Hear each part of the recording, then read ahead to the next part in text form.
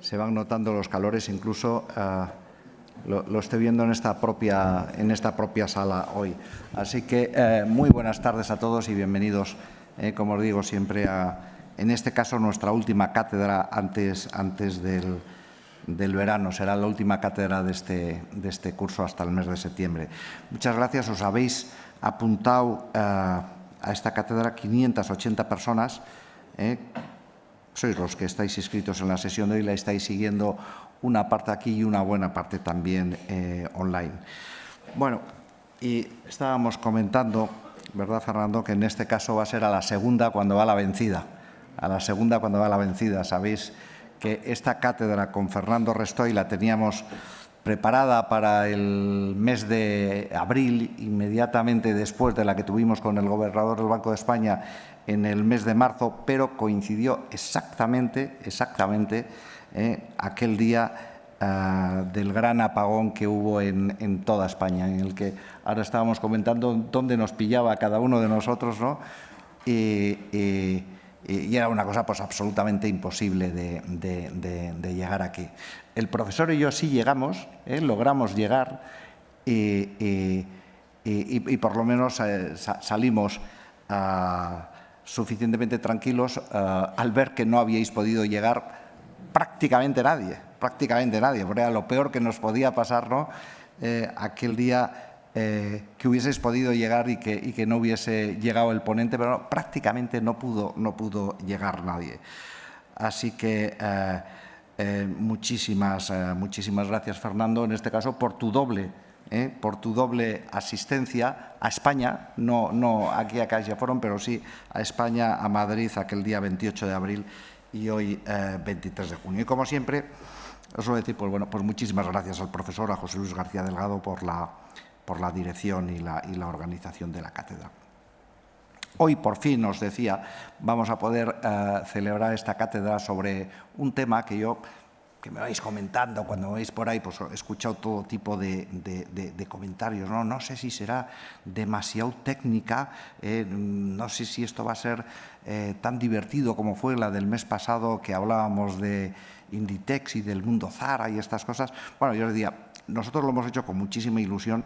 Es una cátedra sobre un tema que creemos que es fundamental para el futuro de nuestra economía, ¿no? Y con un ponente que además pues es uno de los grandes ponentes expertos en esta materia. Un ponente que además, y lo comentábamos ahora también, el profesor se encuentra enormemente orgulloso de él. Enormemente orgulloso de él, porque yo acabo de enterarme que fue profesor de él y Fernando, a su vez, pues uno de sus alumnos, me decía, más aventajados ya hace muchos años en la Universidad Complutense de Madrid. Bueno, y os decía que creo que es un tema muy interesante y de mucha actualidad, porque he visto que ha puesto tres conceptos que además tienen que estar profundamente conectados entre sí para todos los expertos. Os estoy viendo aquí en primera fila, pues sabéis que esto, para que funcione, tiene que estar absolutamente conectado entre ellos mismos, ¿no? La regulación financiera, que quizás tiene mucho de técnica, evidentemente, la competitividad y el crecimiento económico. Y a mí, cuando vi el título, me parece que es un título que va a dar mucho juego: regulación financiera, competitividad y crecimiento económico. Sin duda, este es el gran desafío. Sin duda, el gran desafío podría ser cómo regular para tener un sistema financiero lo suficientemente sólido, y estoy viéndole, yo aún le sigo identificando mucho como director general de la CECA, aunque ya sé que hay un nuevo director general de la CECA, pero lo estoy viendo aquí a José María Méndez o a Alejandra Quindelán. Claro, es fundamental, ¿no?, cómo regulamos un sistema financiero para que sea sólido, pero al mismo tiempo para que sea una herramienta clave para garantizar eso de lo que habla, la competitividad y el crecimiento. O lo que es lo mismo, cómo regulamos para prevenir crisis financieras, para que no existan o que sean lo menos profundas posibles, pero al mismo tiempo para apoyar un crecimiento económico que consigamos que pueda ser sostenible. Por eso os decía que tiene el tema un interés muy grande, ¿no? Porque en el fondo yo creo que es muy interesante saber cómo conseguimos ese equilibrio entre la seguridad, pero manteniendo o apoyando el dinamismo económico que tiene que haber en cada uno de los momentos. Bueno, y de eso es de lo que vamos a hablar. Y si siempre esto es algo importante, sin ninguna duda, ahora y hace 20 años, pues seguramente en estos momentos de tanta incertidumbre, pues todavía lo es más, porque todavía es más necesario tener esa seguridad de tener un sistema que esté lo suficientemente regulado, pero lo correctamente regulado para apoyar también el crecimiento económico. Y sin duda los que estáis en el día a día de esto, y le veo a Paco que estaba antes, a Alejandra que está ahora, o José María que estaba antes, Antonio que está ahora, o la vicepresidenta de la CNMV, Paloma Marín, o básicamente todos los que estoy viendo aquí en primera fila de esto, entendéis mucho más, pues sabéis lo importante que es contar con un sistema financiero como sin ninguna duda hoy hay en España, lo suficientemente sólido para que nos asegure al mismo tiempo ese apoyo al crecimiento económico tan necesario. Y por mi parte, nada más, volver a agradeceros a todos, como siempre, vuestra asistencia, volver a agradecer a Fernando su doble disponibilidad, decía, ¿no? En este caso 2 veces para tener una ponencia, y como siempre, pues le cedo la palabra al profesor para que haga esa breve reseña que suele hacer del ponente y ya damos paso a la presentación. Muy bien, muy bien. Ay, perdón. ¿Se oye? Sí. Gracias y muy buenas tardes y muchísimas gracias por la asistencia de todos ustedes, ¿no? Y además con tan buenos amigas y amigos que están acompañándonos, ¿no? De verdad, muchas gracias. Y muchas gracias, desde luego, déjenme también a mí decirlo y subrayarlo, y déjame, Fernando, muchas gracias por tu doble disponibilidad aquel 28 de abril y hoy, ¿no? Y por la facilidad que nos has dado para buscar una fecha alternativa, ¿no? Para tu paso por esta cátedra, que teníamos muchísimo interés, efectivamente, que ocuparas también esta tribuna tú, ¿no? Una cátedra que el mandato fundacional de hace ya más de 20 años es temas importantes desarrollados por personas que estén probada su competencia, ¿no? Y su cualificación, ¿no?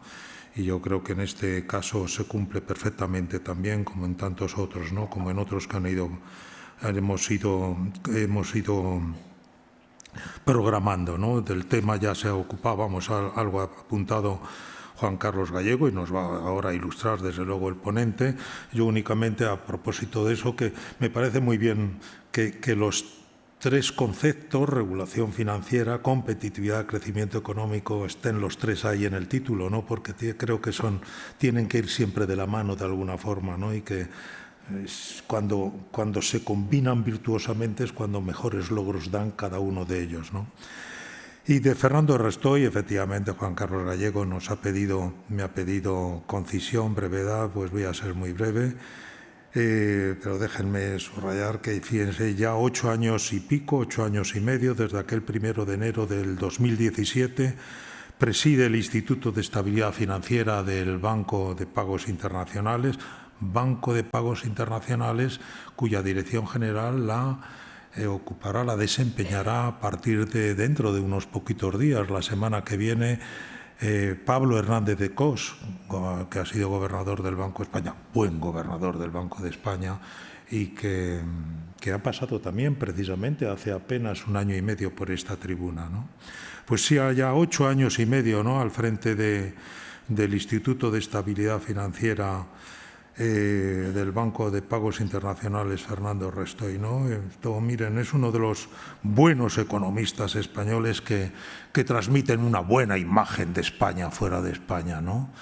Esto no son iba a decir que no son pocos, tampoco son muchos, pero es un grupo muy seleccionado, pero estupendo, ¿no? Hoy mismo venían en algún diario de difusión nacional, de circulación nacional, en una entrevista con alguien que es de su misma tacada generacional, que es José Manuel Campa, ¿no?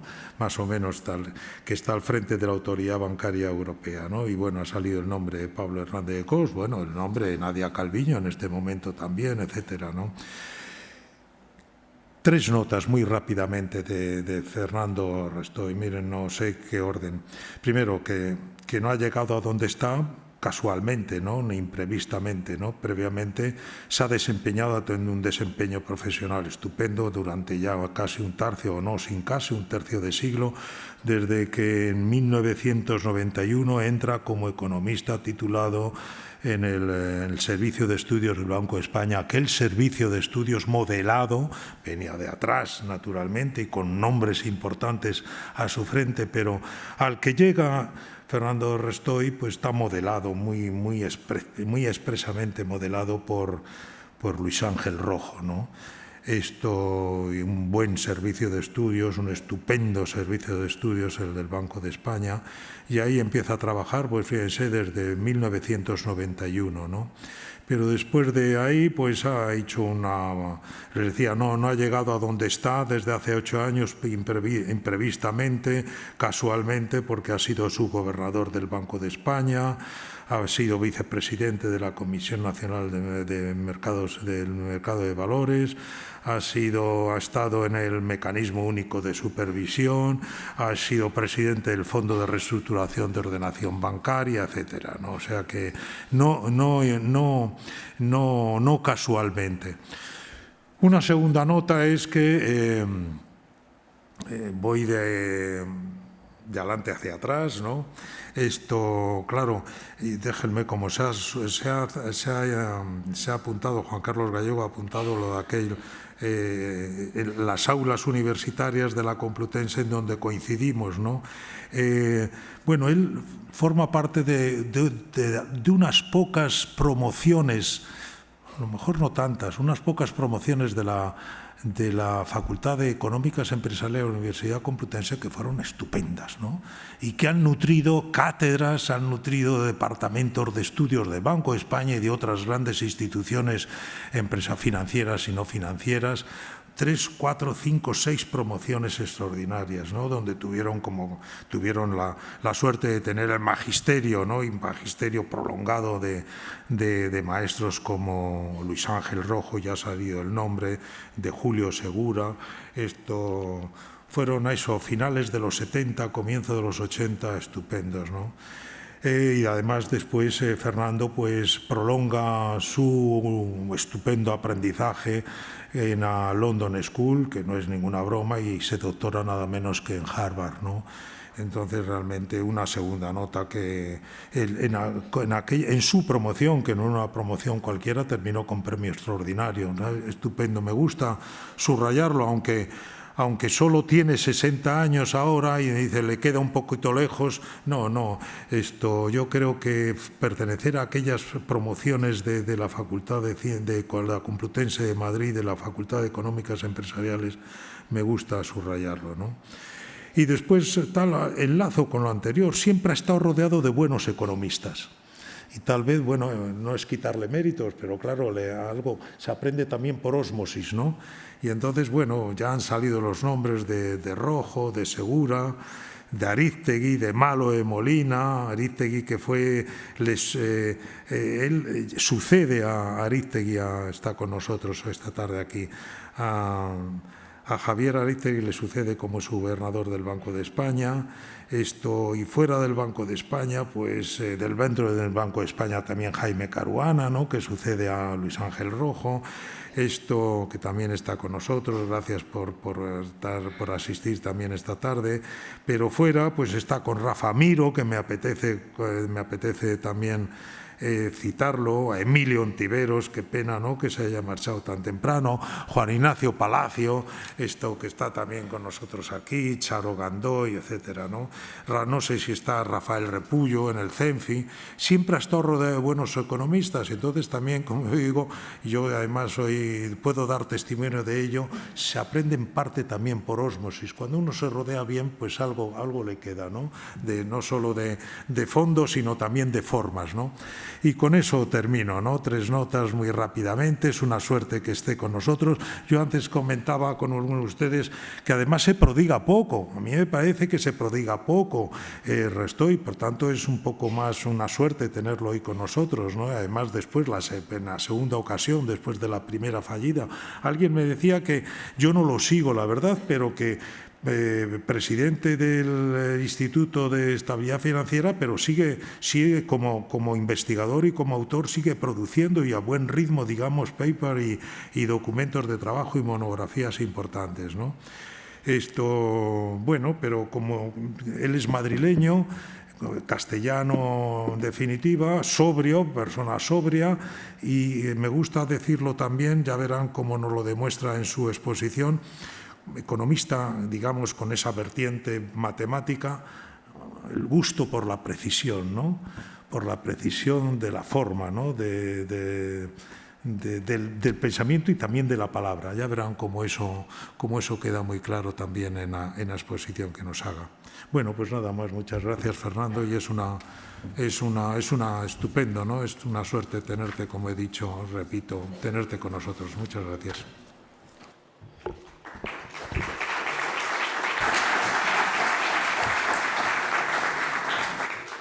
Y ahora se supone, y tengo una conferencia, después del shock emocional positivo que ha supuesto las amables palabras de Juan Carlos y sobre todo del profesor García Delgado. Yo quiero agradecer evidentemente a la Fundación, a la cátedra, la reiterada invitación, la doble invitación, y me alegro mucho de que no cayera en el desaliento y que realmente insistiera en la invitación después de la abrupta cancelación del evento de hace dos meses, ¿no?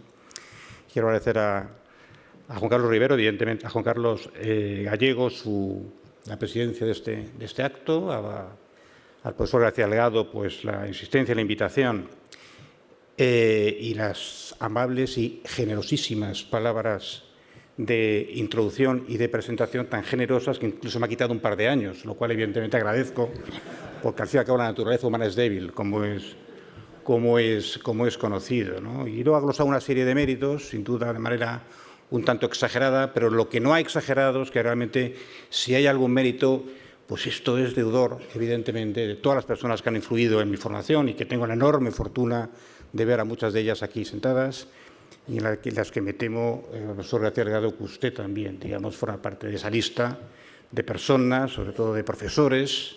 Veo también al profesor Julio Segura sentado en la audiencia, profesores que influyeron muchísimo en que hoy esté aquí, con ustedes y bueno, pues que sea capaz realmente de compartir con ustedes algunas ideas sobre un tema que puede ser atractivo, para otros un tanto exotérico, que es esto de las interacciones que existen entre los conceptos, como es la regulación, como es la competitividad y el crecimiento. Bueno, antes de entrar en materia, yo creo que es conveniente mencionar lo que seguro que todo menciona en cualquier foro económico en los últimos tiempos, ¿no? Que es la enorme incertidumbre que nos rodea, la complejidad del entorno en el cual se desenvuelve la actividad económica y financiera, el impacto agresivo, sustancial, que está teniendo los desarrollos geopolíticos y los políticos, pues sobre básicamente el desempeño de las economías y también sobre la conducción de las políticas económicas. Estoy seguro que las personas que me han precedido en esa tribuna en los últimos meses pues han glosado de alguna manera el impacto que este entorno tan complejo en el que estamos pues está teniendo sobre distintos tipos de actividad económica o distintas políticas económicas, ¿no? Yo creo que hay un elemento importante también que forma parte de ese entorno complejo, y es que se están debilitando pues, algunos elementos de consensos que considerábamos que estaban bastante bien establecidos, que eran razonablemente estables en distintos ámbitos de las políticas económicas, ¿no? Y ese ciertamente es el caso de las políticas regulatorias en el ámbito financiero. Veníamos de la gran crisis financiera, de una reforma regulatoria ciertamente muy intensa y que se apoyaba básicamente en dos elementos básicos. Uno es la consideración de la estabilidad financiera como un objetivo prioritario y todo eso además sustentado por la convicción de que no existe algo como una relación de intercambio entre estabilidad financiera y estabilidad económica, que son complementos, no son sustitutos, al menos en el medio plazo. Y en segundo lugar, que para lograr, para alcanzar y para preservar la estabilidad financiera, pues algo que es realmente muy importante es respetar la independencia de los organismos reguladores y de los bancos centrales. Bueno, pues lo que venimos observando en los últimos tiempos es que estos elementos, o algunos de los elementos de este consenso, pues empiezan a estar cuestionados. Entonces, vemos desarrollos, vemos actuaciones, decisiones en algunas jurisdicciones, bueno, pues que suponen, digamos, avanzar hacia una relajación relativamente pronunciada de los requisitos regulatorios que forman parte, digamos, de la reforma regulatoria que ha tenido lugar después de la gran crisis financiera, ¿no? Vemos también, digamos, que en esas mismas jurisdicciones observamos actuaciones pues que también, digamos, van en la dirección de restringir el margen de autonomía, la independencia de las autoridades regulatorias y también de los bancos centrales. En Europa el debate es algo distinto, el debate, aquí el concepto básico que está en el centro del debate de política regulatoria en Europa no es el concepto de desregulación, como otras jurisdicciones, más bien el concepto de simplificación. Y esto está apoyado en bueno, las conclusiones fundamentales de dos informes muy influyentes, el informe de Enrico Letta y el informe coordinado por Mario Draghi, que vienen con distintos matices y distintos énfasis, pues vienen a subrayar dos elementos que son importantes. En primer lugar, que si de lo que se trata es de reforzar la competitividad de la economía europea, un elemento crucial es conseguir que los agentes económicos puedan aprovechar todas las ventajas potenciales que supone un mercado integrado en la Unión Europea, un mercado único en la Unión Europea. Y en segundo lugar, pero con carácter subsidiario a lo primero, pues que una revisión, digamos, inteligente del marco regulatorio pues puede ayudar efectivamente a profundizar, mejorar, perfeccionar este mercado único en distintas áreas de actividad. Bueno, yo creo que si uno ve un poco los términos de este debate, pues yo creo que tiene algunos elementos realmente positivos. Yo no creo honestamente que exista evidencia suficientemente sólida que permita apoyar un movimiento, digamos, de desregulación generalizada, un alivio generalizado de los riesgos regulatorios. Me parece que ese caso no está hecho. Me parece que los argumentos no son todavía suficientemente consistentes. Pero sí me parece que existe un margen para avanzar en lo que podemos llamar la eficiencia regulatoria, que es un concepto que voy a reiterar durante mi intervención. Es decir, la capacidad de, básicamente, alcanzar los objetivos principales de la regulación, por ejemplo, la estabilidad financiera, pero hacerlo con los menores costes posibles para las entidades financieras y para el conjunto del sistema. Por lo tanto, sí existen elementos en el marco regulatorio actual que ciertamente pueden ser perfeccionados. Y ese debate proporciona una oportunidad estupenda para identificar esos elementos y tratar de esa manera de apoyar pues, mejoras en esa dirección, que yo creo que son mejoras buenas desde el punto de vista general.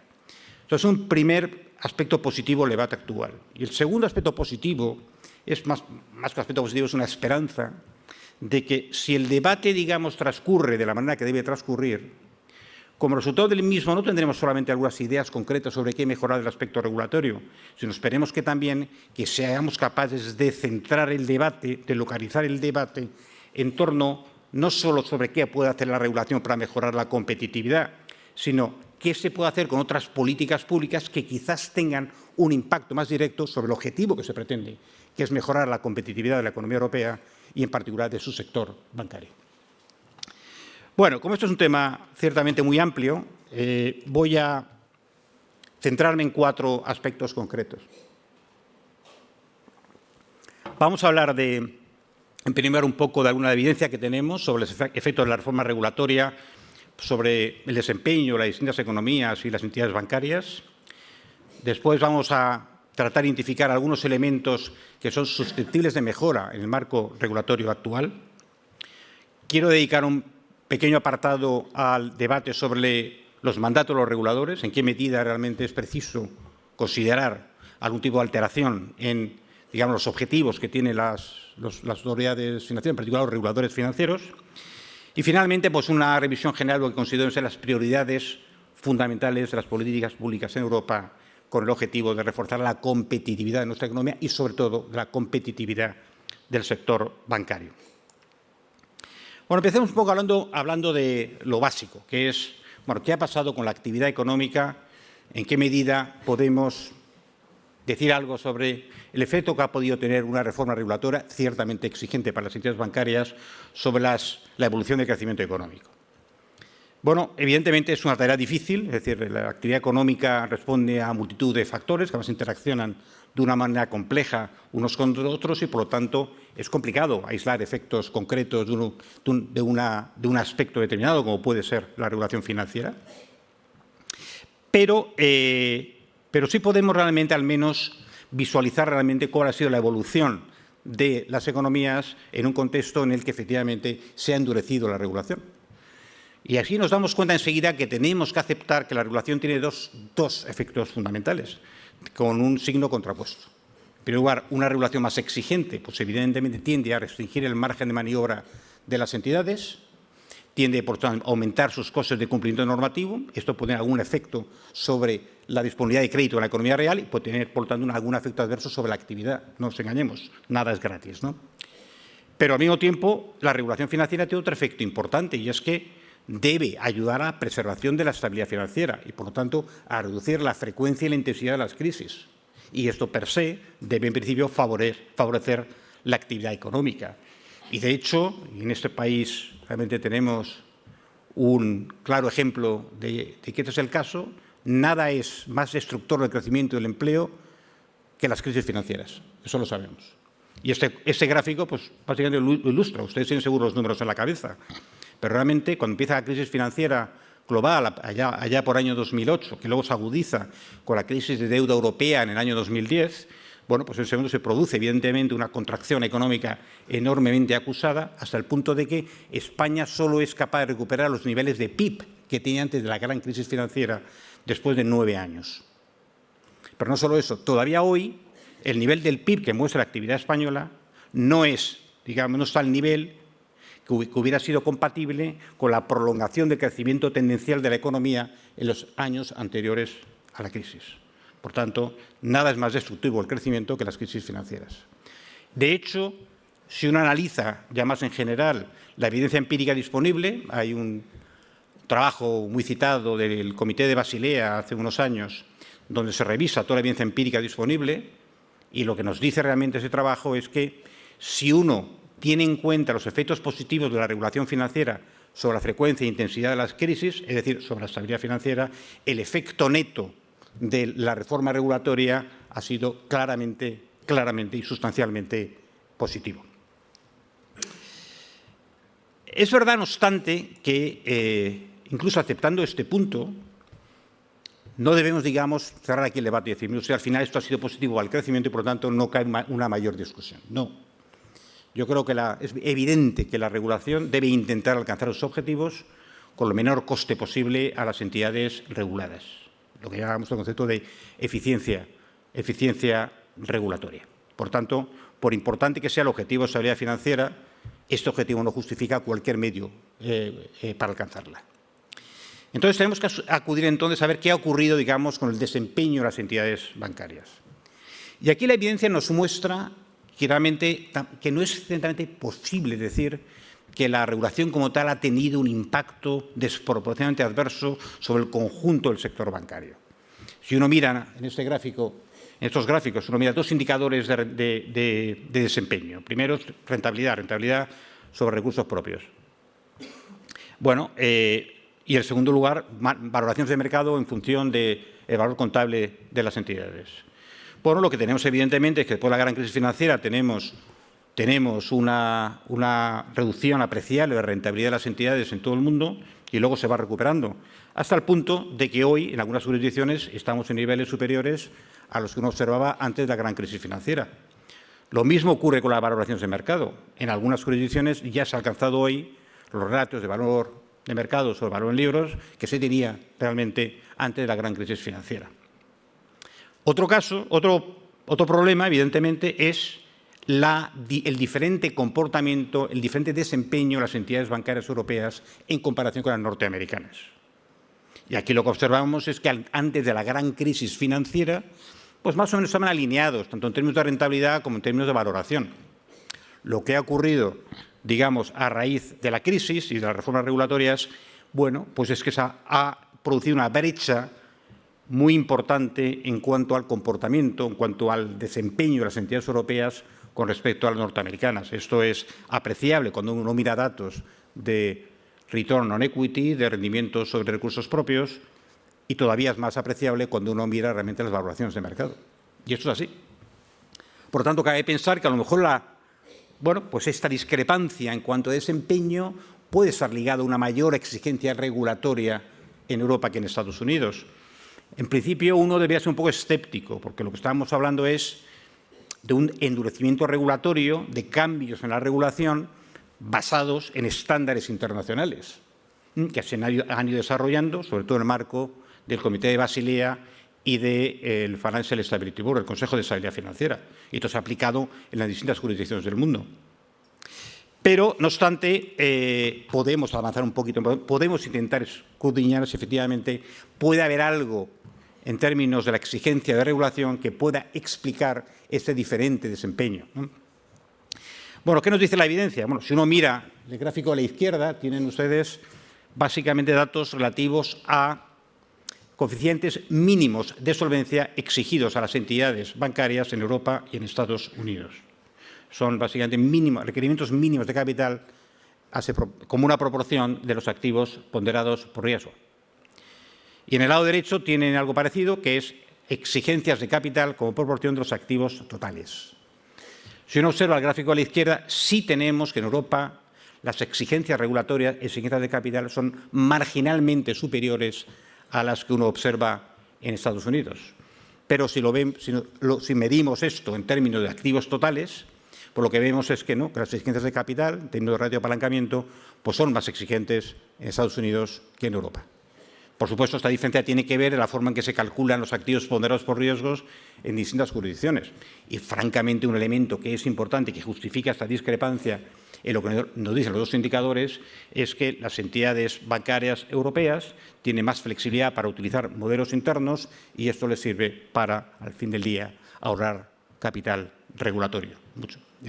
Esta flexibilidad, evidentemente, es mucho mayor que la que existe en Estados Unidos, donde, de hecho, se puede decir que este tipo de modelos internos en gran medida están prohibidos. Por tanto, esta es la situación. Digamos, no es evidente que tengamos una regulación más exigente en Europa y mucho menos que esta regulación más exigente explica por sí misma pues, el diferente comportamiento, el diferente desempeño que tienen las entidades europeas en relación con las norteamericanas. Por lo tanto, en resumen de esta parte, creo que la reforma regulatoria, como sigue siendo asumido por todo el mundo, evidentemente ya ha prestado unos servicios muy importantes a la preservación de la estabilidad financiera. Particularmente ha aumentado la resiliencia de las entidades ante las diversas perturbaciones adversas que ha sufrido el sistema financiero desde la gran crisis financiera. Estamos hablando de la pandemia, estamos hablando de las crisis de los bancos regionales en Estados Unidos o de Credit Suisse en Suiza, o estamos hablando incluso de las turbulencias recientes asociadas pues, a los desarrollos políticos y geopolíticos internacionales, ¿no? Creo, además, digamos, que la evidencia pues, apunta que, efectivamente, los costes a corto plazo que la reforma regulatoria ha podido tener parecen inferiores a los beneficios derivados de una mayor estabilidad financiera y, además, que los efectos que ha tenido la regulación financiera sobre el desempeño de las entidades, que tampoco se puede decir que hayan sido escandalosamente adversos, digámoslo así, como mínimo. Y creo también, evidentemente, que la evidencia nos dice que no está claro que realmente podamos adjudicar una relevancia especial a una posible mayor exigencia regulatoria en Europa como factor explicativo del peor comportamiento, del peor desempeño de las entidades europeas en relación a las norteamericanas. Pero, de nuevo, la evidencia hay que tomarla con cautela y con prudencia. Hablamos de esto, que no identificamos efectos desproporcionadamente adversos sobre la economía en general o sobre las entidades financieras. Pero, evidentemente, esto no dice nada sobre la posibilidad de haber alcanzado resultados comparables en términos de estabilidad financiera con un marco regulatorio más eficiente. Y, por lo tanto, eso no debe detenernos, todo lo contrario, nos sirve, digamos, como contexto, pero, evidentemente, tenemos que avanzar dentro de este debate que está ahora mismo abierto, identificar aquellos elementos del marco regulatorio actual que son susceptibles de mejora. Y esto es una obligación de los reguladores, evidentemente, revisar continuamente el marco regulatorio y no solamente evaluar su eficacia en términos de alcanzar los objetivos finales pretendidos, sino también su eficiencia. Y en ese contexto, pues hay cosas que pueden ser mejoradas. Y aquí voy a utilizar este concepto de simplificación, o qué parte del marco regulatorio europeo podría ser ajustado de tal manera que reduzca los costes de cumplimiento para las entidades, ¿no? Y aquí pues hay una cierta percepción que yo creo que está en gran medida justificada, de que tenemos una arquitectura regulatoria en Europa extraordinariamente compleja. Lo que tenemos en este momento es que los requisitos regulatorios son el resultado de una superposición de requisitos y obligaciones que emiten agencias distintas. Tenemos directivas y reglamentos comunitarios que evidentemente desarrollan los colegisladores europeos, Comisión, Parlamento, Consejo de Ministros. Tenemos luego una Comisión Europea que tiene sus poderes delegados, como lo tienen también las autoridades supervisoras europeas, la EBA o la ESMA, para los que estén familiarizados, y que emiten pues, estos estándares técnicos vinculantes, al mismo tiempo que también directrices, ¿no? Y sobre esto pues, tenemos además la propia actuación del supervisor, que emite regularmente expectativas supervisoras que en principio son o deben ser seguidas por las entidades. Por lo tanto, tenemos un marco que es, en principio, bastante complejo y es posible que efectivamente esto lleve a unos costes de cumplimiento que pueden ser innecesariamente gravosos para las entidades financieras. Y, por lo tanto, es absolutamente pertinente, bueno, pues este proyecto que está actualmente en vigor, de ver en qué medida se podría simplificar esta arquitectura regulatoria, en qué medida, por ejemplo, se pueden suprimir algunos de los muchos estándares técnicos que desarrollan la Comisión Europea o la EBA, etcétera.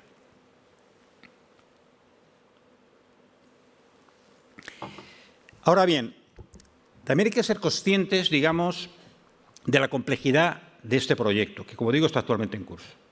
¿Por qué? Bueno, pues que hay que tener en cuenta que esas regulaciones que estamos hablando, estos estándares técnicos, etcétera, precisamente responden a un objetivo muy claro, que es intentar reforzar el mercado único, mejorar el comportamiento del mercado único, evitar, por ejemplo, discrepancias en la interpretación de la normativa europea de primer nivel, o facilitar o promover una mayor convergencia de las prácticas supervisoras. Es decir, están claramente dirigidas precisamente a que el mercado único funcione mejor, y evitar, evidentemente, distorsiones competitivas. Por lo tanto, si uno tiene en la cabeza Draghi y Letta, no es evidente que simplemente borrando estándares técnicos vinculantes, automáticamente vamos a tener, digamos, una regulación más eficiente, que automáticamente vamos a tener un mercado único que funcione mejor. No es evidente que esto es así en este ámbito concreto, a diferencia de lo que ocurre muy probablemente en otras áreas de actividad.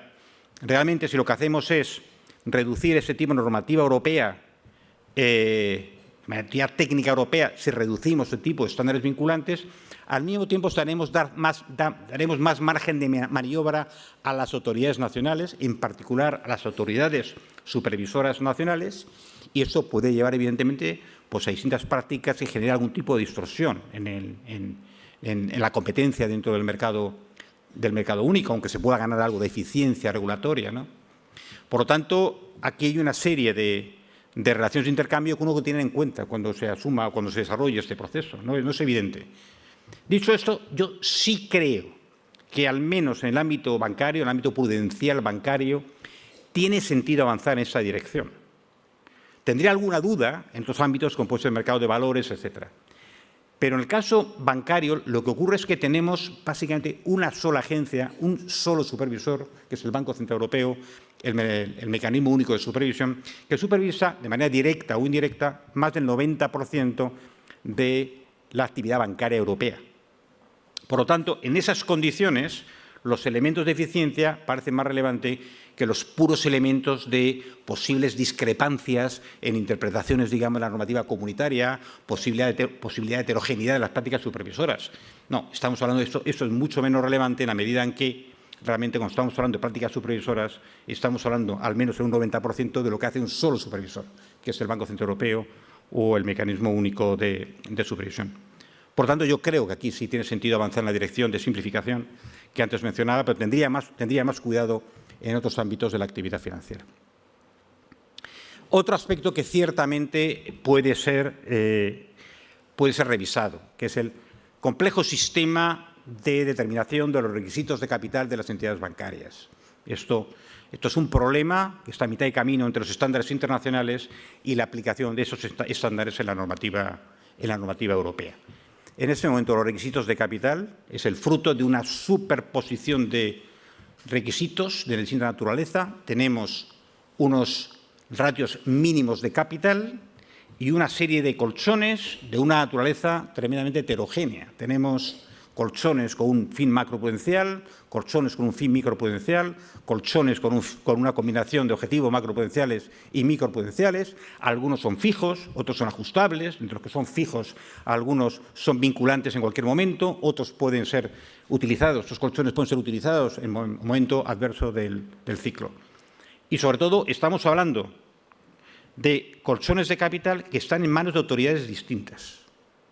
Y esto es un problema especialmente relevante en el caso de la unión bancaria, donde los colchones de naturaleza macroprudencial, colchón de capital anticíclico, pues está en manos esencialmente de las autoridades nacionales, pero los colchones de naturaleza microprudencial están en manos de una autoridad central, del Banco Central Europeo en particular. Y además no existen mecanismos formales de coordinación.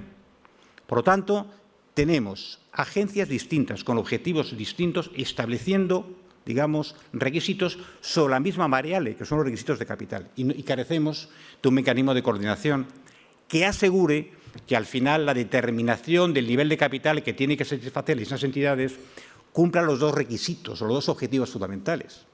Por un lado, evidentemente, asegurar la resistencia, la resiliencia de las entidades, pero al mismo tiempo asegurarnos que ese capital es coherente con el adecuado flujo de crédito a la economía real en todas las fases del ciclo económico y financiero. Por lo tanto, tenemos, digamos, un aparato en lo que se refiere al establecimiento de requisitos de capital que no solo es tremendamente complejo, sino que es potencialmente disfuncional. Por lo tanto, es algo realmente que debe ser ciertamente revisado. Y existen otras muchas cosas, y hay, digamos, muchos estudios al respecto. Un elemento que me parece importante es la actividad de titulización. La actividad de titulización me parece que reviste una enorme relevancia en el caso de Europa, sobre todo, como luego comentaremos, ante la ausencia de una integración bancaria suficiente. Y el hecho de que la actividad de titulización apenas se haya reactivado desde la gran crisis financiera, pues nos dice que a lo mejor no estamos acertando con el marco regulatorio más adecuado para la misma. Por tanto, una revisión en la dirección de la simplificación podría tener sentido y rendir beneficios, yo creo, al sector financiero europeo. Y luego, evidentemente, cada vez está más asumido que existen procedimientos supervisores que pueden ser simplificados. Incluso hay un discurso muy reciente de la presidenta del Supervisory Board del Banco Central Europeo que, bueno, pues que asume, digamos, que hay efectivamente margen de mejorar, digamos, el desarrollo de los stress tests, el desarrollo de las revisiones de supervisión que se realizan con carácter anual, los requisitos de información de las entidades, son elementos que se pueden revisar y avanzar por esa vía en una mayor simplificación de las obligaciones, del conjunto de obligaciones que tienen las distintas entidades. En ese sentido, algo que me parece bastante relevante es tener en la cabeza que el margen para simplificar, para ganar eficiencia en la regulación, se ve considerablemente reforzado si uno es capaz de avanzar en la eficacia supervisora. Me parece que la eficiencia regulatoria y la eficacia supervisora son realmente objetivos claramente complementarios. Gran parte realmente de la complejidad del marco regulatorio tiene que ver con la sensibilidad al riesgo de la misma, es decir, por el hecho de que no puedo tratar a todos igual. Aquellos que son más arriesgados tendrán que tener requisitos más exigentes. Si yo puedo traspasar, digamos, parte de esa sensibilidad al riesgo al ámbito supervisor, claramente eso tendré más margen para simplificar los requisitos regulatorios. En todo caso, aquí lo que se ha puesto de manifiesto, sobre todo con la crisis de los bancos regionales norteamericanos, es que esquemas de supervisión particularmente rígidos y excesivamente centrados en capital tienen enormes limitaciones. Hemos visto con los bancos regionales americanos que eran bancos que en principio cumplían los requisitos, digamos, vigentes en esa jurisdicción en materia de capital y de liquidez, pero tenían debilidades estructurales enormemente profundas en términos de gobernanza o en términos de la sostenibilidad de su modelo de negocio. Pues bien, no hay capital, ninguna cifra de capital medianamente razonable que pueda compensar, digamos, los riesgos que genera pues un modelo de negocio que no es sostenible o una gobernanza inadecuada. Cuando realmente identificamos esa serie de vulnerabilidades y debilidades de una entidad, digamos, el instrumento adecuado es la supervisión. Y una supervisión que no debe basarse, como a veces ocurre, en simplemente revisar los requerimientos de capital o de liquidez y poner un colchón adicional de mayor o menor magnitud. No es eso, es que tiene que realmente dirigirse directamente a las vulnerabilidades y tratar de corregirlas. Esa es la forma en que vemos en que puede avanzarse una mejora de la eficacia en la supervisión. Y si me permiten, inserte aquí un pequeño anuncio comercial, pues es esto parte del trabajo que venimos realizando en el Instituto de Estabilidad Financiera. Fin de la cuña comercial sobre ese tema.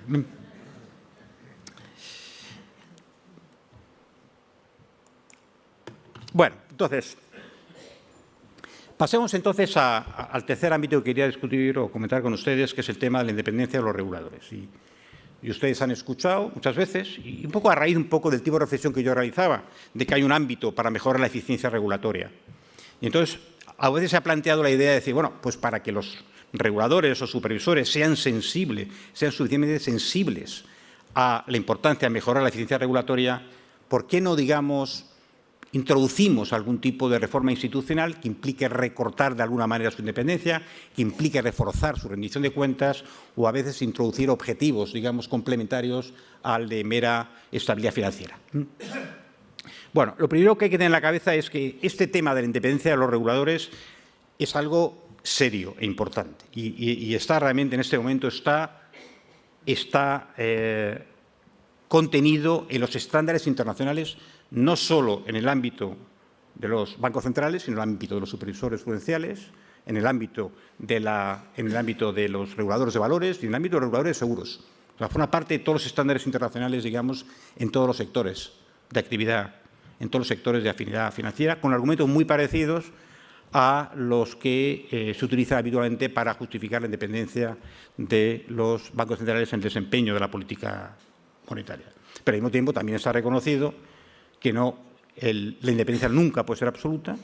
La independencia supone una delegación de competencias desde la población o del Parlamento a las agencias reguladoras y, evidentemente, tiene que haber mecanismos que aseguren que esa delegación se está realizando de una manera coherente con los propios objetivos de la delegación y, en particular, que no entre en contradicción pues, con los objetivos generales de las políticas públicas. Y, por lo tanto, tiene que haber controles, tiene que haber restricciones. Bueno, lo que observamos en el mundo es que tenemos distintos modelos en ese sentido.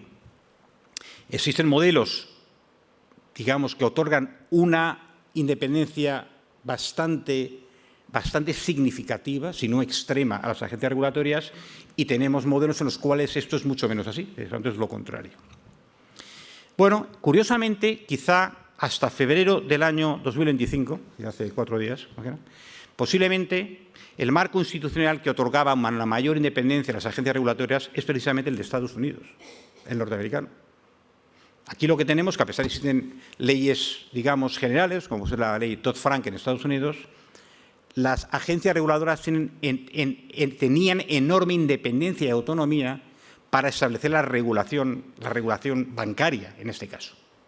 Hasta el punto en que cualquier decisión sobre si aplicar o no aplicar Basilea III, hacerlo de forma completa, hacerlo de manera parcial, hacerlo ahora o mañana, etcétera, esto es una decisión, en principio, que correspondía solamente a las agencias regulatorias, por delegación expresa del Congreso norteamericano. Con la orden ejecutiva de 18 de febrero del año 25, esto ha cambiado de manera sustancial. Es decir, lo que tenemos ahora es que cualquier iniciativa regulatoria por parte de las agencias independientes debe estar sometido a la revisión por parte del Ejecutivo, es decir, por parte de la Casa Blanca. Entonces, hemos encontrado un cambio, digamos, en la situación, pero de origen, digamos, el modelo institucional norteamericano era posiblemente el que otorgaba una mayor autonomía real a las agencias reguladoras. Otro ejemplo interesante que se cita a menudo es el caso del Reino Unido. En el Reino Unido tenemos, de nuevo, agencias regulatorias que tienen un enorme poder, digamos, normativo, enorme autonomía, enorme independencia. Pero simultáneamente se les ha introducido recientemente un mandato secundario de favorecer, de promover la competitividad y el crecimiento de la economía británica. Cuando analizamos este modelo, yo creo que tenemos que tener en cuenta de dónde venimos. Y venimos de una situación en la cual el Reino Unido formaba parte de la Unión Europea. Ese esquema es nuevo, es un esquema que realmente aparece coincidiendo con el Brexit. ¿Qué ocurre? Bueno, pues que los poderes que tenían los legisladores europeos y que, por tanto, aplicaban al Reino Unido antes de su salida de la Unión Europea, poderes regulatorios, no han sido realmente heredados por parte del Parlamento británico o el Poder Legislativo británico, sino que han sido transferidos en bloque a las agencias regulatorias, a la PRA, la Autoridad Prudencial y a la Autoridad de Conductas. Lo que se ha hecho es, como compensación, o digamos como control, digamos, por un uso adecuado de esa autonomía, de esos poderes, por lo que se ha hecho introducirse mandato secundario de competitividad y crecimiento. Es decir, las agencias regulatorias británicas mantienen su objetivo prioritario, digamos, mantener la solvencia de las entidades reguladas, etcétera, pero tienen un objetivo secundario que tiene que promover la competitividad y el crecimiento. Evidentemente, y por tanto están obligados realmente a que su regulación sea eficiente, tan eficiente como lo permita, digamos, el cumplimiento, digamos, prioritario de su primer mandato, que es el mandato de estabilidad financiera. Por tanto, esta es la situación. Porque ¿qué ocurre en Europa? Pues lo que ocurre en Europa, que es lo que ocurría en el Reino Unido antes del Brexit, es justamente el modelo extremo que teníamos en Estados Unidos antes de la orden ejecutiva de febrero. Es un modelo en el cual los colegisladores tienen poderes regulatorios extremos, que llega hasta un grado de detalle bastante intenso, bastante significativo. Es decir, todo lo que es la transposición de Basilea III, por ejemplo, todo lo que es la aplicación de Basilea III al marco normativo europeo, eso tiene rango de ley en Europa. Y, por lo tanto, son las autoridades políticas, en la medida en que están representados en los colegisladores, Parlamento, Consejo de Ministros y la Comisión Europea, son las autoridades políticas las que controlan la regulación hasta un nivel muy elevado de detalle. Y esa es la situación actual en Europa. Es verdad que tenemos las agencias, las ESAs, la EBA, la ESMA e IOPA, pero por restricciones del Tratado de la Unión Europea, este tipo de normas que pueden emitir realmente estas agencias en ningún caso pueden tener alcance político o estratégico, porque es una prohibición expresa del Tratado de la Unión Europea. Es más, lo que ocurre en Europa, que es muy diferente de lo que ocurre en cualquier otra jurisdicción del mundo, es que el supervisor bancario como tal no tiene competencia regulatoria alguna. El Banco Central Europeo puede emitir expectativas supervisoras, pero no tiene ninguna capacidad de establecer normas de obligado cumplimiento a la población supervisada. Y eso es muy distinto de lo que ocurre en cualquier otra jurisdicción. Entonces, ¿qué sacamos de todo esto? Pues, claro, primero, que esta crítica que a veces se hace al marco regulatorio europeo, esa crítica de que tiene un déficit democrático, francamente, creo que no está suficientemente fundado. Sobre todo se compara con la situación vigente en otras jurisdicciones. En este momento son las autoridades electas, las autoridades políticas, las que tienen una capacidad de influir sobre la regulación financiera de manera directa, que es mucho mayor lo que tenemos en otras en lo que tenemos en otras jurisdicciones. Se puede discutir si en todo caso, bueno, pues se podía introducir ese mandato secundario para el Banco Central Europeo, por ejemplo, en su función supervisora, pero estaremos de acuerdo en que, en la medida en que su poder normativo sea tan limitado, mucho menor que en otras jurisdicciones, pues hace que esta iniciativa de introducir este mandato secundario, en principio, tenga menor relevancia que en otras jurisdicciones, ¿no? Lo que sí creo que hay un margen razonable de actuación es en lo que tiene que ver con análisis coste-beneficio. En Europa existe esta obligación de cualquier tipo de iniciativa regulatoria, ya sea incluso en nivel 1, es decir, directivas, reglamentos, pero también estándares de la Comisión Europea y de la SESA, etcétera, tienen que tener un análisis coste-beneficio. Bueno, el análisis coste-beneficio tiene un grado variable de profundidad y de rigor técnico. Por lo tanto, yo creo que sí puede existir un margen, digamos, para mejorar su análisis coste-beneficio. Pero no es evidente, digamos, que tengamos argumentos muy sólidos para reclamar un cambio institucional de elevado alcance en el caso de la Unión Europea. Bueno, pasemos entonces ahora a lo que creo que son las prioridades más importantes en el caso de la Unión Europea. Y para eso vamos a leer adecuadamente a Draghi y a Letta, ¿no? Entonces, ¿qué nos dice Draghi? Pues Draghi nos dice esto, que el principal problema, lo que lastra la competitividad de la economía europea, les recuerdo que no se centran exclusivamente en el sector financiero, ni siquiera especialmente en el sector financiero, es realmente que los agentes económicos europeos no pueden aprovechar todas las ventajas potenciales que se derivan de un mercado integrado, un mercado único que funciona adecuadamente. Si esto lo traslado al sistema bancario, lo podría hacer también al sistema financiero más en general, pero el sistema bancario, el principal problema es que no tenemos un mercado único de servicios bancarios en Europa. No tenemos un mercado integrado. Y esa es la realidad. Y esa es la realidad.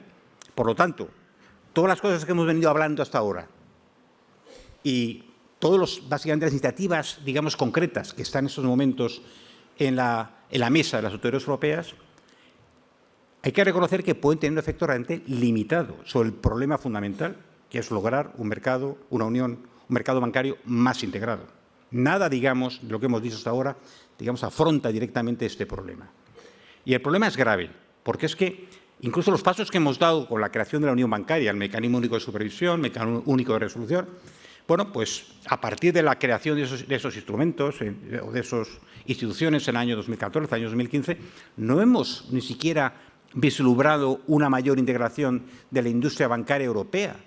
Apenas han aumentado las operaciones transfronterizas de crédito y depósito, por ejemplo, y apenas, digamos, hemos observado operaciones transfronterizas, operaciones corporativas transfronterizas, ¿no? Bueno, estando en este foro, pues tendré que decir que una estupenda excepción, obviamente, es la operación de CaixaBank en Portugal. Pero como regla general, digamos, no tenemos grandes operaciones corporativas dentro de la Unión Europea y, por lo tanto, no se ha avanzado en la integración de los mercados bancarios europeos. Y esto es importante, porque no se trata solo de la contribución que podía realizar un mercado bancario más integrado para reforzar el proceso de construcción europea, para dar estabilidad, por ejemplo, a la unión monetaria. Es muy importante, evidentemente, los beneficios que puede generar un mercado bancario integrado para una diversificación de los riesgos nacionales, es decir, que los que asuman los riesgos nacionales no sean los nacionales de esa jurisdicción, sino que sean entidades que operan en otros países también, y esto refuerza claramente la estabilidad de la unión monetaria. Todos estos son elementos que son muy importantes. Pero otro elemento fundamental es que un mercado bancario integrado, en principio, proporcionaría mayor capacidad para que entidades bancarias europeas alcancen la escala que les permita competir a nivel internacional, sobre todo en un contexto donde la tecnología claramente está reforzando la importancia de las economías de escala. Y eso es lo que no tenemos. Y esto es lo que realmente creo yo que no se va a conseguir, aunque avancemos en áreas que son, en todo caso, muy importantes, con las que hemos señalado, que puede mejorar la eficiencia regulatoria. Es verdad que hay un elemento de la regulación que sí puede tener un vínculo directo con la integración del mercado bancario europeo, que es básicamente la posibilidad que tiene en este momento las autoridades nacionales de imponer requisitos prudenciales a las filiales domésticas de grupos paneuropeos. Es decir, un grupo paneuropeo, un grupo que tenga intereses en distintas jurisdicciones, no solo tiene que cumplir requisitos a nivel consolidado, sino que también tiene que cumplir requisitos en cada jurisdicción donde tiene filiales o entidades legales funcionando. Y esto, evidentemente, supone un desincentivo para la expansión de los negocios y las entidades europeas en otras jurisdicciones europeas, porque dificulta una gestión eficaz, centralizada de sus recursos. El problema que tenemos aquí es que esto tiene que ver realmente con la propia imperfección de la unión bancaria. La unión bancaria, a pesar de que supone un enorme avance, mecanismo único de supervisión, mecanismo único de resolución, no ha conseguido cumplir su objetivo fundamental todavía, que es desnacionalizar, que es europeizar los riesgos bancarios. Esto no se ha conseguido. Si hoy en día, digamos, se produce la crisis de una filial nacional de un banco paneuropeo, realmente es perfectamente posible, incluso probable, que los costes asociados a esa crisis bancaria de esta filial nacional de un banco paneuropeo, los costes sean soportados por la industria bancaria de esa jurisdicción a través de sus contribuciones al Fondo de Garantía de Depósitos en esa jurisdicción, o incluso por los propios gobiernos, por los ciudadanos de esa jurisdicción. Por tanto, no hemos conseguido realmente desnacionalizar los riesgos bancarios. Por lo tanto, es necesario completar y perfeccionar la unión bancaria de tal manera que este objetivo, que es absolutamente fundamental, se cumpla. ¿Y qué supone esto? Pues la receta la saben todos. Primero, la de siempre, crear un fondo de garantía de depósitos europeo, que es algo absolutamente esencial si realmente se quiere avanzar en desnacionalizar los riesgos bancarios. Pero, en segundo lugar, que eso se enfatiza menos, necesitamos un mecanismo único de resolución más eficaz que el actual, que consista en una entidad central, una agencia central, como es el Single Resolution Board, la Junta Única de Resolución, que sea capaz de gestionar directamente la crisis de todos los bancos significativos dentro de la Unión Europea y que lo haga teniendo acceso a suficientes fondos mutualizados. Entonces, esto es absolutamente preciso. Realmente, si lo que se quiere es conseguir reforzar la unión bancaria, conseguir que la unión bancaria realmente consiga hacer lo que supone que debería hacer, que es favorecer una mayor integración de los mercados bancarios europeos. Y me temo que estamos lejos de esa situación y me temo, y eso es más grave todavía, que en este momento ha desaparecido de las prioridades de las agencias, de las prioridades de las autoridades europeas. Uno analiza, evidentemente, pues, las últimas iniciativas a nivel europeo y lo que tenga que ver con completar la unión bancaria, lo que tenga que ver realmente con perfeccionarla, mucho menos, pues está adquiriendo, digamos, una prioridad, digamos, secundaria. Bueno, pues yo creo que estamos equivocando las prioridades. Mi impresión es que realmente, si lo que queremos es realmente reforzar la integración de los mercados bancarios europeos, necesitamos como condición necesaria completar y perfeccionar la unión bancaria. Y, por cierto, también, como es lógico, pues acabar, digamos, con los obstáculos políticos recurrentes que observamos cada vez que vemos un proceso relevante de integración entre entidades que pertenecen a países distintos. Y esta es, en mi opinión, la prioridad más importante.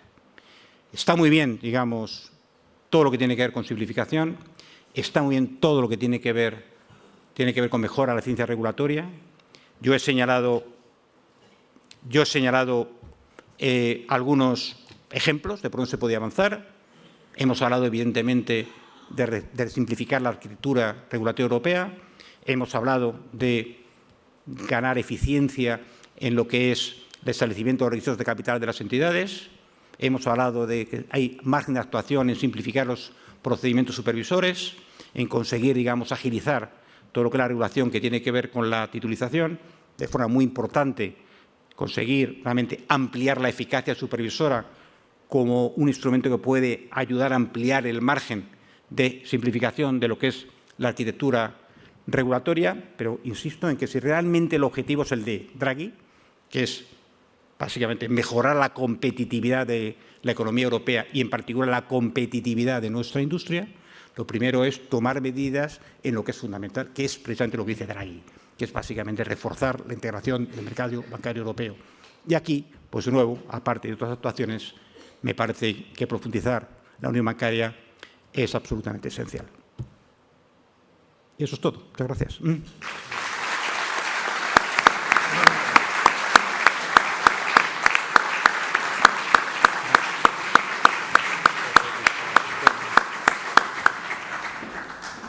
Muy bien, pues vamos a tener unos minutos de coloquio, vamos, un espacio de coloquio con aquellos de ustedes, a partir de aquellos de ustedes que quieran plantear alguna cuestión, pero déjenme añadir únicamente que, les decía yo, el estilo de Restoy, ¿no? Ni una gota de retórica innecesaria, ¿no? Precisión, ¿no? Precisión de planteamiento y de palabra, ¿no? Estupendo, ¿no? Un tema no fácil, un tema complejo. Él ha hablado de arquitectura regulatoria. Qué buena arquitectura ha tenido la exposición, ¿no? Qué bien, ¿no? Bueno, muchas gracias. Y a ver quién de ustedes quiere tomar la palabra. Rafael Repullo, por aquí está. Primero. Muchas gracias, Fernando. Excelente conferencia. A la hora de abordar la reforma de la regulación bancaria en Europa para mejorar la eficiencia, ¿es conveniente o necesario mirar lo que está pasando al otro lado del Atlántico? El Comité de Basilea se crea para nivelar el terreno de juego y se está desnivelando. En particular, querría preguntarte por dos áreas. La primera es el papel de los modelos internos en la regulación. Has mencionado que tienen un papel mucho menor en Estados Unidos. En segundo lugar, te quería preguntar por los requisitos de liquidez. El segundo de ellos, el Net Stable Funding Ratio, nunca se ha aplicado y entiendo que no se va a aplicar en Estados Unidos. Muchas gracias. Pues empezamos. ¿Empiezas tú? Muy bien. No, preguntas evidentemente muy pertinentes, ¿no? Y que se refiere a un tema que tiene enorme importancia en este contexto, que es el tema del papel de los estándares internacionales como instrumento fundamental para conseguir mitigar la fragmentación financiera. Y es evidente, que estoy hablando de la integración de los mercados europeos. Ciertamente la integración de los mercados financieros mundiales pues es un bien en sí mismo, realmente, y a lo que intenta servir la elaboración de los estándares internacionales. Bueno, la situación actual es exactamente la que ha descrito Rafael Repullo. Yo creo que tenemos en estos momentos una situación un tanto incierta sobre lo que va a ser esto del juego final, de cuál va a ser la fórmula final de aplicación de los estándares internacionales, estándares de Basilea, en distintas jurisdicciones, ¿no? En fin, existe, digamos, en este momento un escenario que no es tan negativo, depende evidentemente cuáles sean las expectativas que tiene cada uno, que podría significar que los Estados Unidos van a aplicar un marco normativo que puede ser considerado razonablemente coherente con Basilea III. ¿Y por qué esto? Bueno, pues porque es posible, y es una cosa que lo hemos documentado en Basilea, es posible una aplicación de Basilea III que no tenga un impacto neto positivo sobre los requerimientos de capital de las entidades norteamericanas. ¿Y por qué es esto? Pues precisamente por lo que tú señalabas en cuanto al tema de los modelos internos. En este momento los modelos internos están prácticamente prohibidos en Estados Unidos y están permitidos en Europa.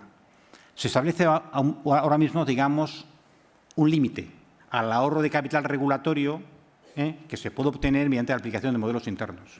Y esto va a perjudicar a algunas entidades europeas que utilizan de manera muy intensa modelos internos. Pero esto no va a perjudicar a las entidades americanas, sino todo lo contrario. Porque en ese momento, digamos, el control es absoluto. El estableciendo el control de Basilea III va a ser más flexible que el actual. Y, por lo tanto, algunas entidades van a poder utilizar modelos internos. Y esto les va a permitir, digamos, ahorrar requisitos de capital. Requisitos de capital, ahorro de requisitos de capital, que le va a servir para compensar pues, un mayor gasto de capital regulatorio que tienen, digamos, en otros estándares, ¿no? Por tanto, me parece absolutamente importante, digamos, enfatizar la idea de que tenemos que avanzar o tenemos que tratar de mitigar por las tendencias centrífugas actuales de desviaciones respecto a Basilea que nos llevan a una mayor fragmentación financiera. En segundo lugar, no soy, a diferencia de otros, pero no soy radicalmente pesimista sobre la capacidad de mantener, digamos, el juego de Basilea pues que tengamos unos estándares que se apliquen razonablemente en las jurisdicciones más importantes, ¿no? Y aquí, digamos, lo que tendremos es una cierta armonización también en cuanto al descanso, al papel que juegan los modelos internos, como consecuencia precisamente de los controles establecidos en Basilea III. Muy bien, por favor, quienes vayan interviniendo, por favor, sean concisos, porque darnos más tiempo a los demás. Sí, buenas tardes. Gracias por la ponencia. Quisiera preguntarle acerca de, en lo que respecta a estabilidad, ¿por qué cree que no se ha terminado de formular un fondo de soberanía como el noruego, en pro de una estabilidad intergeneracional y un ahorro? Bueno, ¿A qué fondo se refiere? Perdona, no al petrofondo al petrofondo de Noruega, ¿sí? Al fondo de soberanía, sí.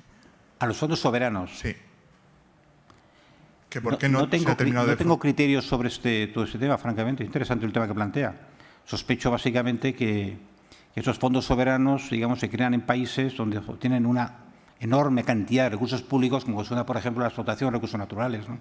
Ocurre en los países de Oriente Medio, ocurre en Noruega y ocurre en otras jurisdicciones de este tipo. No me consta que esos fondos, digamos, soberanos se hayan creado con generalidad en otras jurisdicciones, ¿no? Sí, por apuntarlo era simplemente por buscar, por así decirlo, esos aportes esas ventajas que puede aportar este fondo, ¿no? Pásele, por favor, el micrófono usted mismo a la fila de atrás.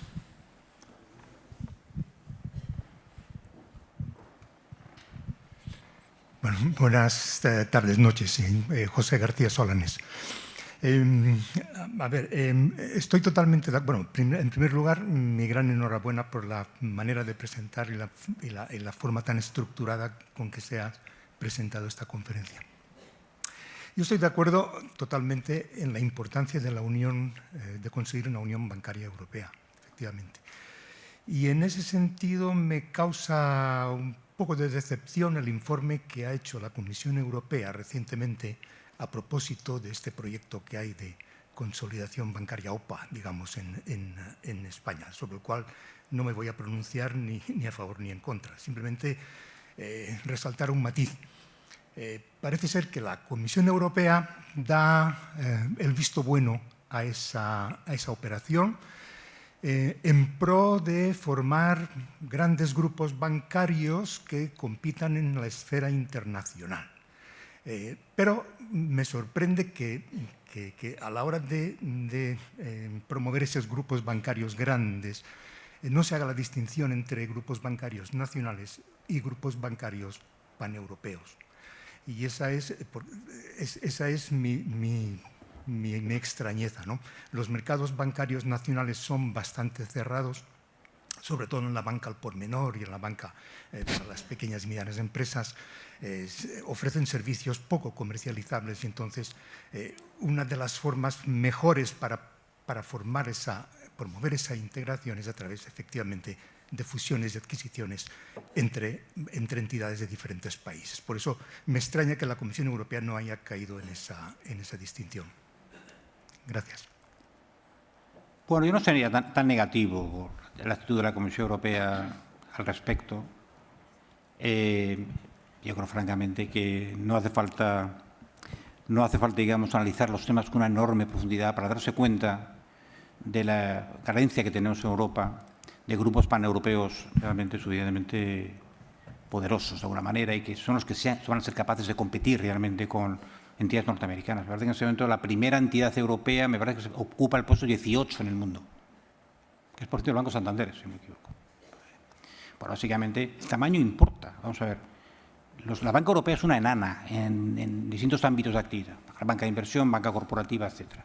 No es capaz de competir con las entidades norteamericanas. Bueno, pues la escala importa, claro que importa. ¿Cómo conseguir escala? Pues básicamente empezando por, ciertamente, pues tratar de aprovechar lo que nos dice Draghi, aprovechar realmente los beneficios potenciales que genera un mercado integrado. Y entonces no tenemos ese mercado integrado y este es el problema. Por eso un poco el énfasis que pongo en decir, esto del mercado integrado es algo más que algo bonito, ideológico, estupendo, que favorece, digamos, la profundización de la Unión Europea, etcétera. No, ustedes que es un elemento fundamental desde el punto de vista de conseguir la competitividad de nuestras entidades, ¿no? Darles un mayor margen digamos, de crecimiento que les permite alcanzar, no a todas ellas, evidentemente, pero a algunas de ellas alcanzar un tamaño pues que les permita competir internacionalmente, ¿no? Por tanto, yo creo que es algo, bueno, no sé si todo el mundo estaría de acuerdo o le daría el mismo énfasis, pero no resulta escandaloso ni siquiera para la Comisión Europea. Para la Comisión Europea, evidentemente, pues lógicamente está sometida pues, a las restricciones políticas del momento. Y en este momento hay cosas que considera que puede hacer, como es, por ejemplo, avanzar en el tema de la simplificación, y considera que no tiene apoyo político para avanzar en otros temas, como puede ser el tema de la profundización de la unión bancaria y de esta manera pues, tratar de reforzar la integración bancaria europea, ¿no? Sí, Fernando, enhorabuena por la charla. ¿No crees que seguimos dando vueltas alrededor de la regulación del mundo analógico, los bancos clásicos, las entidades clásicas, y que se está descuidando, como en otras áreas también, la regulación alrededor del mundo digital y todo lo que representa, criptodivisas, etcétera, y que ahí sería donde habría que hacer el mayor esfuerzo para evitar las consecuencias negativas que puede tener? Otro Fernando. Sí, Fernando. Sí, Fernando. Gracias por la pregunta, Fernando. Vamos a ver. Bueno, la conferencia va de lo que va, pero evidentemente lo que dices es muy importante y yo creo efectivamente un ámbito interesante y relevante de discusión es cómo regular el mundo digital. Y en eso hemos sido activos, en el BIS y en la época de Jaime también, ¿no? En el BIS y por supuesto también en el Instituto de Estabilidad Financiera, ¿no? Lo que ocurre, yo creo que en Europa, precisamente, en este ámbito, estamos adelantados. O sea, temas que tienen que ver realmente con la resiliencia operativa, que tienen que ver realmente con la actividad de criptomonedas, etcétera. Yo creo que en ese momento las regulaciones europeas son referencia mundial. ¿Cuál es la crítica? La crítica es que veremos realmente que seguramente una crítica que seguramente va a cobrar impulso en el futuro inmediato.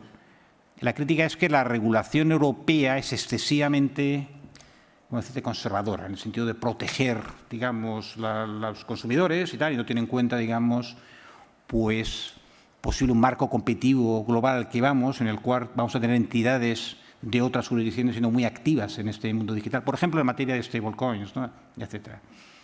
¿Y por qué digo creo que ese debate va a cobrar intensidad en el futuro próximo? Bueno, por los desarrollos regulatorios que vemos en otras jurisdicciones, ¿no? Yo creo que ayer el Senado americano aprueba la ley americana para stablecoins. Se llama Genius Act. Bueno, pues básicamente esta ley es evidentemente mucho menos restrictiva que la norma europea, que la MiCA europea, tanto en lo que se refiere al tipo de entidades que serán autorizadas para emitir stablecoins, tanto en los activos de reserva, digamos, elegibles como contrapartida de esta emisión de stablecoins. Por lo tanto, en ese ámbito podemos encontrarnos una situación complicada, y es que, como consecuencia de una normativa europea más restrictiva, pues tengamos que en ese negocio de stablecoins, entidades, por cierto, bancarias y no bancarias de otras jurisdicciones, pues pueden cobrar un peso de mercado, una cuota de mercado superior. Y entonces, digamos, el debate será, ¿qué hacemos en Europa? ¿Seguimos con nuestro esquema pues muy proteccionista, muy conservador, o si, bueno, pues otro tipo de consideraciones cobran vigencia y, por lo tanto, tenemos que pensar en algún tipo de simplificación regulatoria también en ese ámbito? Tema muy complicado. Muy bien, por favor, Alejandra Quindelán. Un lujo de coloquio, con tan buenos interlocutores. Ya lo creo. Un lujo de conferencia. Muchísimas gracias, Fernando. La verdad que siempre ayudas a ordenar ideas en debates que son muy complicados. Este lo es y además está abierto, está vivo. Lo hiciste también en regulación digital y lo veníamos hablando y nos sigues un poco marcando sendas intelectualmente muy importantes y relevantes para el sector. Yo creo que estoy de acuerdo con todo lo que has dicho, quizás dos matices. Bueno, y primero, sobre todo, con la necesidad de priorizar la unión bancaria. No me cabe duda, y sobre todo como país, España, tenemos grandes bancos que siguen, como tú dices, ¿no?, digamos, con un potencialmente limitado su acceso y su capacidad de financiarse en el mercado cuando las compras se compliquen. Ahora mismo el cielo está azul y el sol brilla, ¿no? Pero cuando las cosas se pudieran complicar, todavía estamos ligados al soberano y eso puede ser un problema que limita nuestra capacidad frente a otros bancos pues que quizás no son tan solventes o tienen modelos de negocio tan sostenibles como los nuestros, ¿no? Bueno, eso es algo para reflexionar juntos. Pero sobre todo mis matices tenían que ver con el tema de la complejidad regulatoria. Una cuestión que también es difícil de medir empíricamente es cómo lo ven los bancos. Ellos te dicen, la complejidad regulatoria nos genera mucha falta de previsibilidad y esto es un problema. Es un problema para los gestores bancarios. Empezamos el año pensando que nos van a pedir 100 y acabamos el año con 160 o 170. Ese es el orden de magnitud porcentual, digamos, ¿no? De la diferencia entre lo que ellos ven al principio y lo que acaba siendo al final por esos estándares técnicos, por esos requerimientos del supervisor, que suman y nadie tiene una visión de conjunto, como tú decías. Esa previsibilidad tiene un coste, o falta de previsibilidad tiene un coste. Tiene un coste también en el mercado, por cierto. El mercado no es capaz de saber cuál va a ser el requerimiento regulatorio de los bancos a lo largo del año y eso es un problema también a la hora de valorar, ¿no? Y tú marcabas ahí los price to books en comparación con los americanos. Ese es un punto. Y el otro punto, que también yo creo que es importante, y se me ha ido ahora, pero lo volveré a recuperar y te lo diré cuando me acuerde. Perdona, tenía otro punto que tenía que ver con el supervisor. También, sí, ya lo sé. Contesto esto mientras ya te ha llegado. Bueno. Me ha llegado. Decías, y es muy interesante la reflexión, que el supervisor europeo no tiene ninguna capacidad regulatoria, pero de facto todo lo que dice el supervisor, las entidades lo tienen que cumplir, porque el coste de no cumplir es muy alto, supone más requerimiento de capital o supone incluso multas en algunos ámbitos. Entonces yo comentaba aquí, de facto sí que hay una capacidad de imponer, digamos, ¿no? De enforcement muy elevada por parte del supervisor europeo, que quizás hay que computarlo ahí en tu disertación. Muchas gracias. Bueno, muchas gracias, Alejandra, por las preguntas, ¿no? Y es verdad, yo creo que efectivamente en este momento los requisitos de capital seguramente cambian demasiado. La buena noticia es que yo creo que se es consciente, digamos, que esto es así. Yo creo que hay una especie de un esfuerzo, digamos, veremos a ver dónde lleva, tratar, digamos, estabilizar, digamos, los requisitos dentro de lo que cabe, porque el capital debe moverse en función de la situación de la economía en el ciclo económico y financiero y debe moverse en función, evidentemente, de cómo evolucionan los riesgos de las entidades. Por lo tanto, ciertamente hay un límite a cuánta estabilidad se puede prometer a las entidades. Pero ciertamente se puede, creo yo que se puede, pues eso, en un contexto de simplificación de procedimientos, seguramente podemos otorgar más estabilidad a esos requerimientos de capital. Por cierto, esa inestabilidad procede básicamente de la actuación de los supervisores. Una cosa yo creo que la industria debe tener en la cabeza es que es muy complicado pensar en un esquema en el cual vamos a simplificar requisitos regulatorios sin dar más autonomía de actuación a las autoridades supervisoras. Por lo tanto, yo creo que es perfectamente compatible lo que dices, pero va a depender un poco de la actuación supervisora, de una actuación supervisora que sea adecuada, que sea correcta. Porque, digamos, creo que debemos avanzar en esa dirección. De alguna manera, dar más poder al Banco Central Europeo y que me permite mi buen amigo José Manuel Campa quizá restarle un poco de poder a la EBA, digámoslo así, ¿no? Estamos ya, no sé si hay alguna otra palabra pedida. ¿Tienes no queremos abusar de la segunda cuestión. La segunda. ¿Él? Perdón, es una cosa importante también el poder supervisor. Yo creo, vamos a ver, es verdad, evidentemente, un supervisor a base de decirle a las entidades lo que espera, si tiene unos criterios comunes, establece algún tipo de, digamos, de referencia común para todos, ¿no? Pero esto no es suficiente. Es decir, vamos a ver, cuando uno ve, por ejemplo, el caso del Banco de Inglaterra y de su mandato secundario en materia de competitividad, esto no afecta a la actuación supervisora, esto afecta a la actuación regulatoria. Por lo tanto, estos controles, incluso en Estados Unidos exactamente igual, pues esta orden ejecutiva de febrero afecta realmente a la actuación regulatoria por parte de las agencias, no a la actuación supervisora. Una cosa es, digamos, expectativas con mayor o menor grado de formalidad que se comunican a las entidades, aunque respondan a patrones comunes. Esto es una cosa. Y otra cosa muy distinta es el establecimiento de normas de obligado cumplimiento formal. Entonces, los controles que uno observa por ahí y que a veces intenta, digamos, importar el caso de la Unión Europea afecta más a la actuación regulatoria. Y por eso, digamos, este tipo de planteamiento es menos aplicable a un supervisor que no tiene realmente competencias normativas formales. Muy bien, no sé si hay... Bueno, la última sea, por favor, muy conciso, por favor, porque ya no queremos abusar de la cortesía de ustedes. Normalmente terminamos a las 9 menos cuarto y ya son las 9. Allí tienes. Sí, sí. Vamos, le damos la palabra allí al fondo, que no... Sí, por favor.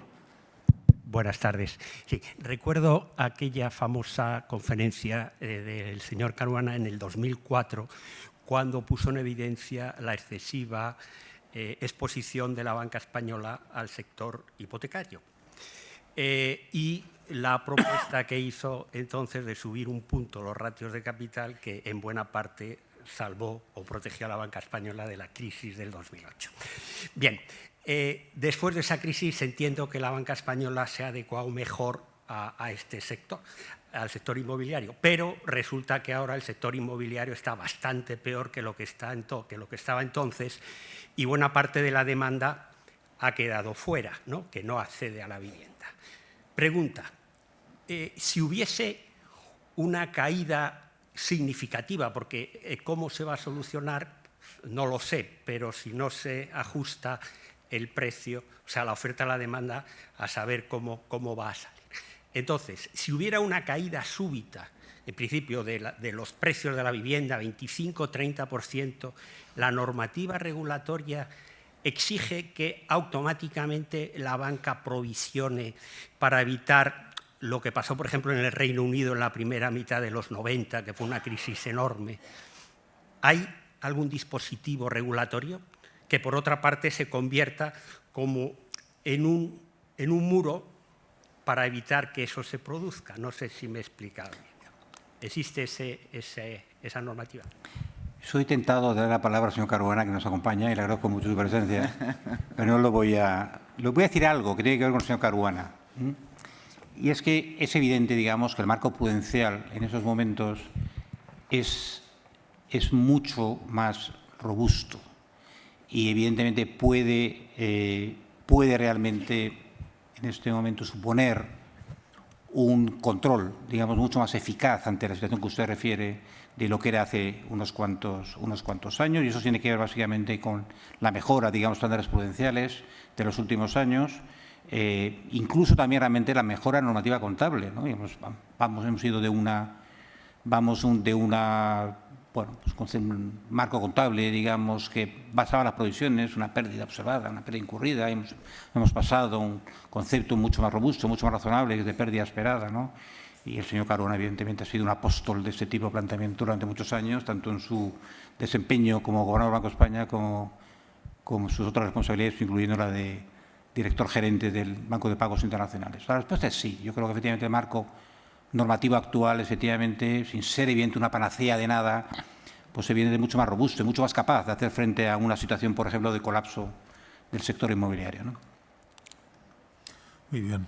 Aunque hay todavía alguna otra palabra pedida, esto nos disculpan ustedes porque estamos muy al límite ya de esto.